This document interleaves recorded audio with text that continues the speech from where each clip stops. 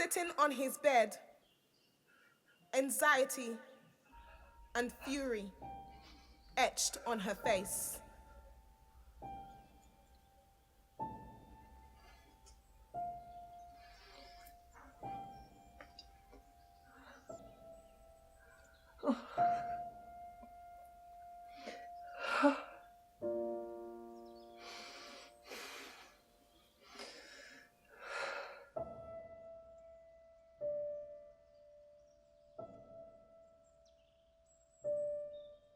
She stands up hastily and paces the room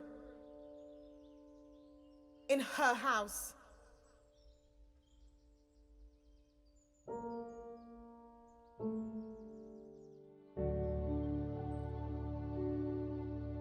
She passes the mirror and catches a reflection of herself, of him.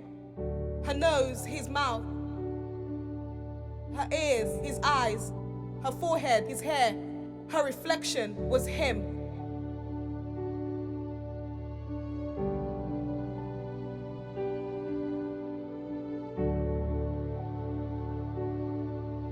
Her hand that held him all these years searches her wide childbearing hips, those same hips that took his weight.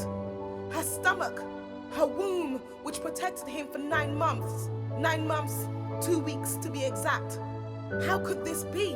A mental picture when he was 7 years old with a football that was forever attached to his hands is now being replaced with a gun hidden under his bed.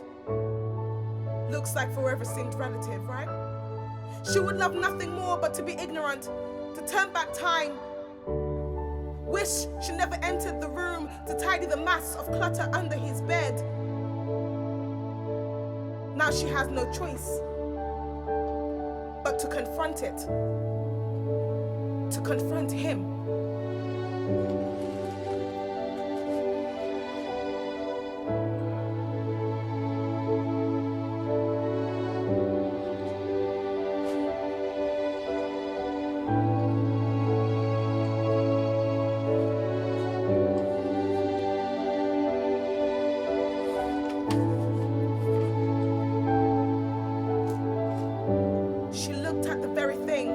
Stop time, traffic, blood flow, and her heartbeat.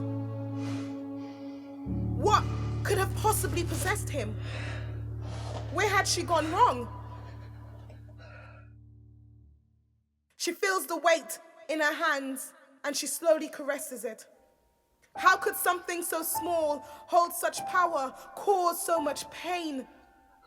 She holds her head and begins to cry. Rocks back and forth, hoping that her rocking would teleport her back to the days where he could barely talk, walk, or think for himself. He owns a gun in her house, in his room, under his bed. What are his intentions? He's not going to use it, right? She refused to bury her son. She refused to visit him in jail. She looks at the gun and wonders why. Why would her son do this?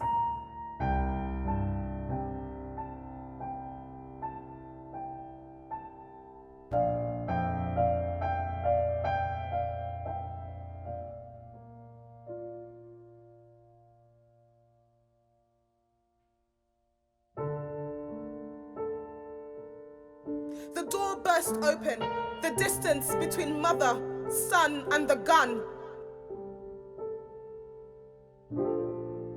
The silence penetrates everything in the room.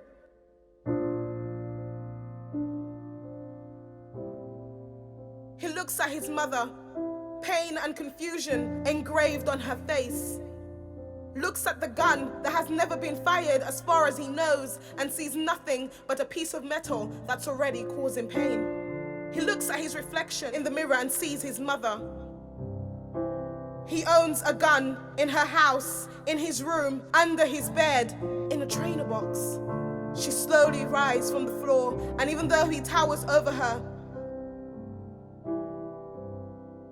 squares up to him.